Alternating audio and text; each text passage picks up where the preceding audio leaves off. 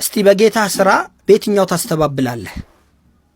ሰላም ቤተሰቦች ሁሉ መልካም፣ ሰላም ወንድሜ ሁሉ ሰላም አለን። ዛሬ እስቲ ስለማይቀላቀሉት ባህሮች እናያለን።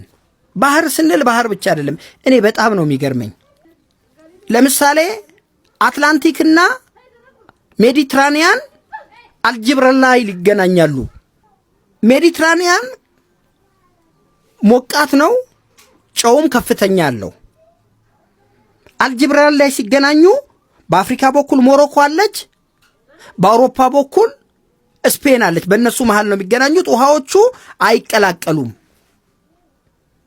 የማይቀላቀሉበት ምክንያት ሳይንሱ እንደሚለው ነው የምነግርህ። የሃይማኖቱን እስቲ የሃይማኖት አባቶች ማብራሪያ ቢሰጡበት ደስ ይለኛል። ምክንያቱም በእስልምና ሃይማኖት መጽሐፍ ላይ የተጻፈ ጉዳይ ስለሆነ ይሄ ነገር ሱረቱ አር-ራህማን ላይ በግልጽ ተቀምጧል። ሳይንሱ ግን የውሃው ዴንሲቲ ክብደት፣ ሙቀትና ጨዋማነትን ነው ይሄን ነገር ይላል። እና አሁን የነገርኩ አትላንቲክና ሜዲትራኒያን ሞቃት ነው፣ የበለጠም ጨው አለው። ጨው ካለ ደግሞ ዴንሲቲው ከፍ ይላል ይላል። ሁለተኛው ደግሞ ይሄ ምንድነው? አትላንቲክ ውቅያኖስ ነው፣ ሜዲትራኒያን ባህር ነው። ባህርና ውቅያኖሶች ነው። እዚህ ጋር እንግዲህ ልብ በል እንግዲህ ፈጣሪ እያንዳንዱ ቦታ ላይ የራሱ ምንም አንተ ለምክንያት በቃ እንዳይመች ነው አድርጎ ነገሮችን የፈጠረው። ሁለተኛው ደግሞ አትላንቲክና ህንድ ውቅያኖስ ደቡብ አፍሪካ ላይ ይገናኛሉ። አትላንቲክም ውቅያኖስ ነው፣ ህንድ ውቅያኖስም ውቅያኖስ ነው። እነሱ ደግሞ ደቡብ አፍሪካ ጋር ይገናኛሉ። እዛ ጋር ደግሞ በሙቀቱ ህንድ ውቅያኖስ ይበልጣል፣ በጨዋማነቱ ደግሞ አትላንቲክ እዛ ጋር ደግሞ ይመራል። ሁለቱ ደግሞ እዛ ጋር እንደዚሁ ሳይቀላቀሉ ይሄዳሉ። ሶስተኛው ደግሞ ትመጣለህ ቀይ ባህርና ኤደን ባህረ ሰላጤ። እነዚህ ደግሞ ሁለቱ ባህሮች ናቸው። ኢማጂን እዛ ጋር ቅድም ምናየን ባህርና ውቅያኖስ፣ ከዛስ ደግሞ ሁለቱ ውቅያኖሶች፣ አሁን ደግሞ ቀይ ባህር ላይ ደግሞ ሁለት ባህሮች፣ እነሱም ደግሞ አይቀላቀሉም። ቀይ ባህር ከዛኛው ይልቅ ብዙ ጨው አለው፣ ሙቀትም አለው ተብሎ ይታሰባል ከኤደን ባህረ ሰላጤው።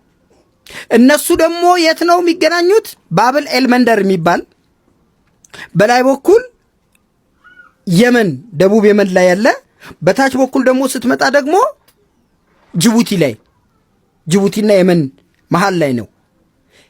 አይገናኙም። በጣም እኮ ነው የሚገርመው። ፎሎ እያደረጋችሁ ነው ቤተሰቦች?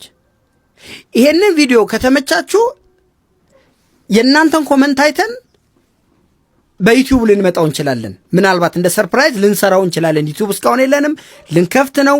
ይሄ ቪዲዮ ከተመቻችሁ ይሰራልን ካላችሁ ይሄ ይሰራላችኋል። ወይም እስካሁን ከሰራናቸው ውስጥ ደግሞ ይሄኛውን ብትሰራልን የምትሉት ካለ ኮመንት ላይ አስቀምጡልን፣ ቃል እንገባላችኋለን። አሁን ሶስቱን አየን አይደል? አራተኛ ደግሞ አንድ ልጨምርልህ። ብዙ ናቸው ግን እንደወሰ አራተኛው ደግሞ እኔ ደግሞ በጣም የሚገርመኝ አማዞንና አሁንም አትላንቲክ። አማዞን ደግሞ ምንድነው? ወንዝ ነው። ባህርም አይደለም ውቅያኖስም አይደለም። አማዞን ወንዝ ነው። እሱም ደግሞ ከአትላንቲክ ጋር። የሱ ደግሞ በጣም የሚገርም ነገር ለ10 ኪሎ ሜትር በላይ ሳይቀላቀሉ ነው የሚሄዱት። እነዛ ወደ ባህር እንደገና ይሰርጣሉ የሆነ ከሄዱ በኋላ። የዚህ ደግሞ ጭራሽ ለ10 ኪሎ ሜትር በላይ ሳይቀላቀሉ ነው የሚሄዱት። እና በጌታችሁ ሥራ በየትኛው ታስተባብላላችሁ? ምዕራፉ እንደዛ ይላል አንቀጹ ላይ። ለዛ ነው ይሄን ቃል የተጠቀምኩት። እንደሚመቻችሁ ተስፋ አደርጋለሁ። አመሰግናለሁ።